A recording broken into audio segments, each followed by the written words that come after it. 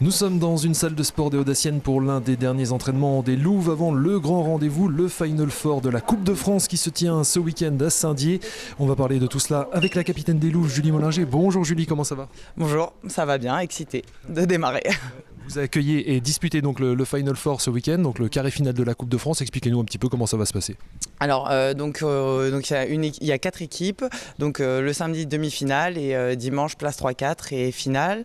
Nous, on joue la demi-finale contre Orléans. Il y a une autre demi-finale donc après nous à 20h. Donc nous, c'est 17h et 20h, il y aura Bordeaux-Roman. Qu'est-ce que vous savez de cet adversaire Orléans qui est donc en play-off, c'est ça, d'élite ? Oui, voilà, c'est une équipe qu'on découvre parce que c'est vrai que comparé aux autres équipes, on les a pas jouées encore. C'est vrai qu'on commence à se connaître un petit peu dans la division là. Donc ça fait du bien aussi de rencontrer une nouvelle équipe, de découvrir un petit peu ce championnat aussi, ces joueuses.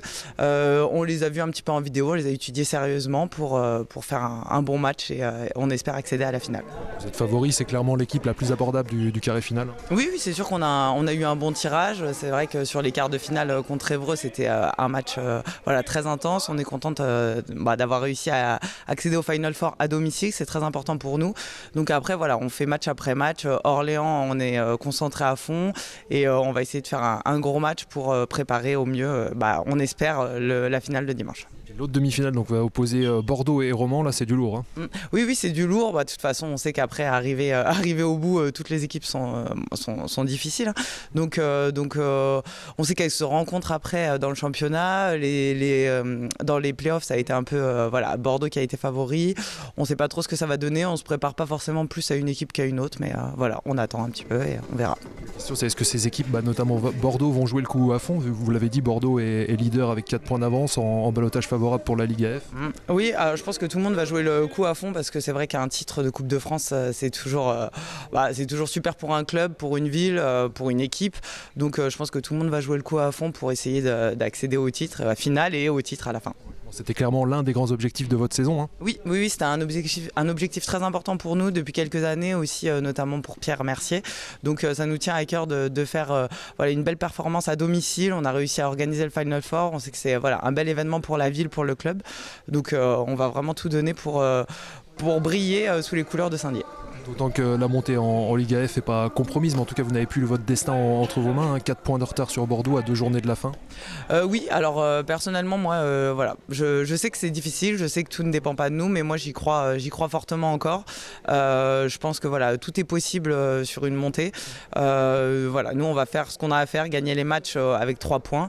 Mais c'est vrai que pour le moment il y a une petite pause dans le championnat et on se concentre sur la Coupe de France à fond parce que c'est vraiment un bel événement et je pense que moi j'ai vécu à l'époque avec Saint-Raphaël aussi et c'est vrai que ça peut faire basculer une saison aussi positivement comme négativement, donc on se dit que peut-être aussi pour Bordeaux ça peut aussi casser un petit peu leur dynamique actuelle, donc là on fait vraiment une pause et on verra ce qui se passe à la fin. Ça dans un palais Omnisport qui sera copieusement garni. Oui, on espère, le club attend beaucoup de monde, de toute façon on a souvent là sur les matchs de play-off beaucoup de soutien de la part du public, donc là sur un bel événement comme ça on pense qu'il y aura du monde effectivement sur un palais Omnisport qui a été refait, réaménagé, donc on attend beaucoup de monde. Côté physique, comment ça va ? C'est aussi la fin de saison, donc il y a un petit peu de fatigue. Après les entraîneurs, le staff aménage, on a un staff qui est complet et qui nous aide à être présent pour les matchs, donc forcément les semaines sont un petit peu différentes qu'en préparation, je vais pas mentir, mais en tout cas on est là pour les matchs et on est en forme. Donc encore plus là sur un week-end comme ça avec 2 matchs au programme, donc des séances allégées. Oui, forcément. Les 2 semaines ont été un petit peu allégées pour que vraiment on arrive fraîche pour pouvoir tenir les 2 matchs et être en forme. Demi-finale entre Saint-Dié et Orléans à suivre donc ce samedi dès 17h au Palais Omnisport Joseph Claudel, avant celle entre Romans et Bordeaux à 20h, match pour la 3e place le lendemain dimanche à 11h, avant la finale à 15h. A noter que le SAS disputera également ce week-end le Final Four de la Coupe de France masculine à Avignon. Les Spinaliens joueront en demi-finale face aux Provençaux, leaders des playoffs d'élite qu'ils avaient battus à Épinal mi-mars.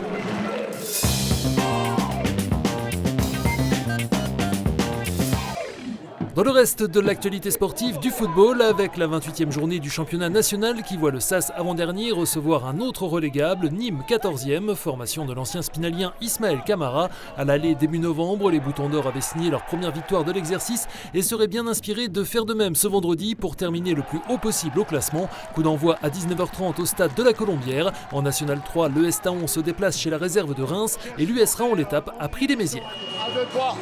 En basket, après avoir connu leur première défaite à domicile il y a 15 jours et vu la deuxième place de cette poule de N3 s'éloigner, nul doute que les Mercurciens auront à cœur d'afficher un autre visage ce samedi face à la réserve Messine, mal classée. Entre deux d'envoi à 20h en salle Claude Dakar. En pré-national, le BCGE se déplace au Haut-du-Lièvre, le Val d'Ajol à Metz.